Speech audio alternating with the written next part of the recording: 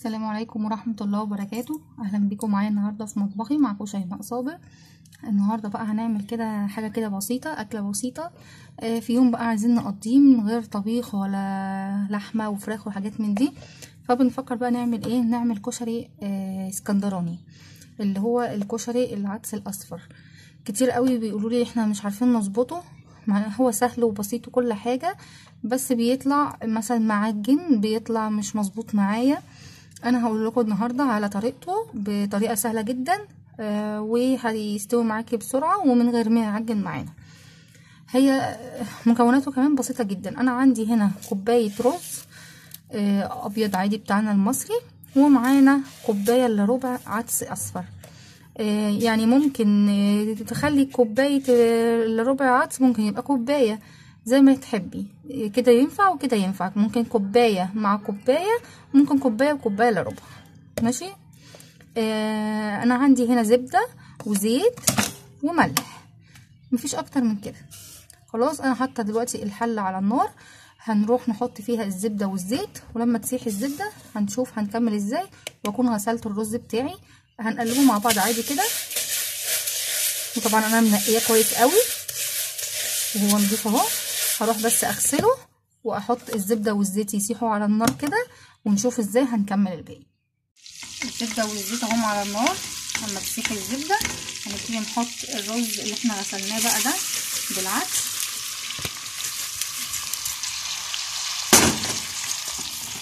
وهبتدي ان انا اقلب كده واشوحهم مع بعض. هنقدم بقى النهارده الكشري الاسكندراني ده مع البيض المسلوق وجرجير وسلطه وبتنجان. هنعمله النهارده تبقى اكله بجد تحفه اهي. هبتدي بس اقلب كده لغايه لما احس ان الميه نشفت منه، اللي هي كانت مطرح ما احنا غسلناه يعني. فهقلبه بس كده دقيقتين وبعدين نرجع مع بعض. كده قلبته مع بعض اهو. هحط بقى الملح. احنا عارفين ان كوبايه الرز تاخد معلقه صغيره ملح مش مليانه، فدول كوبايتين الا ربع، هحط معلقتين الا ربع. هقلبها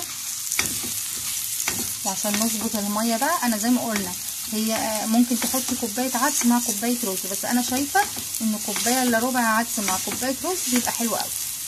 فانا دلوقتي كوبايه الرز في العادي خالص، الرز الساده لما بنيجي نعمله المصري بياخد الكوبايه رز على كوبايه الميه. انا دلوقتي بقى عشان حاطه العدس لو حطيت كوبايتين الا ربع زي ما احنا حاطين كده العدس والرز هيبقى معجن جدا. فانا بدل ما هحط بقى كوبايتين الا ربع هنحط كوبايه وربع. نخلي بالنا من الحته دي عشان العدس هو اللي هيخليه يعجن. لو انا حطيت زي ما احنا بنمشي الكوبايه عليها كوبايه، لا، احنا كده الكوبايتين الا ربع دول هنحط عليهم كوبايه وربع بس. انا كده دلوقتي هحط الميه اهي،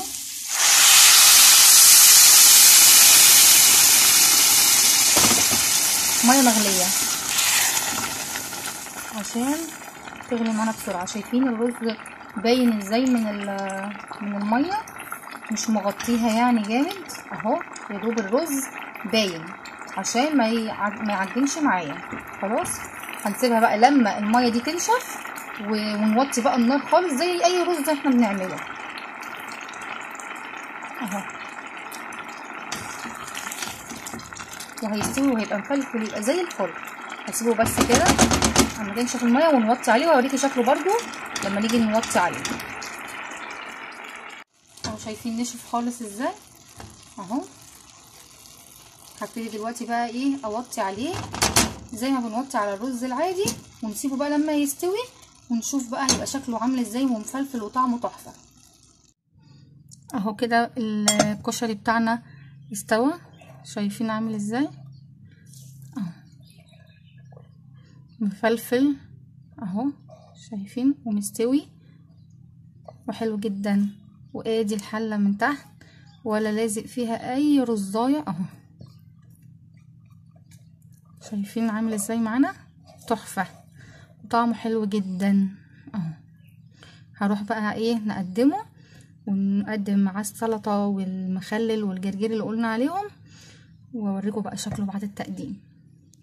وكده قدمنا معانا الكشري الاسكندراني اهو زي ما احنا شايفين، مع البتنجان المخلل والجرجير والبيض. البيض مسلوق ودحرجناه كده في زبده، وسلطه. ممكن تقدمي معاه بطاطس محمره برضو، ممكن تقدمي برضو. في ناس بتحب صلصه كده، ممكن تعملي صلصه زي صلصه المكرونه بالثوم وبالهنا والشفا. ولو البتنجان ده البتنجان اللي هو مسلوق عادي، بتنجان مسلوق، وكنت فتحها شرطه كده بس وسلقته بس 3/4 سوا، وعملنا له الخلطه زي اللي احنا عاملينها قبل كده في البتنجان المقلي. وهحط لك برضو اللينك بتاعها في صندوق الوصف. ولو عجبتك الوصفه يا ريت لايك وشير وسبسكرايب اشتراك في القناه عشان يوصل لك كل جديد. والسلام عليكم ورحمه الله وبركاته.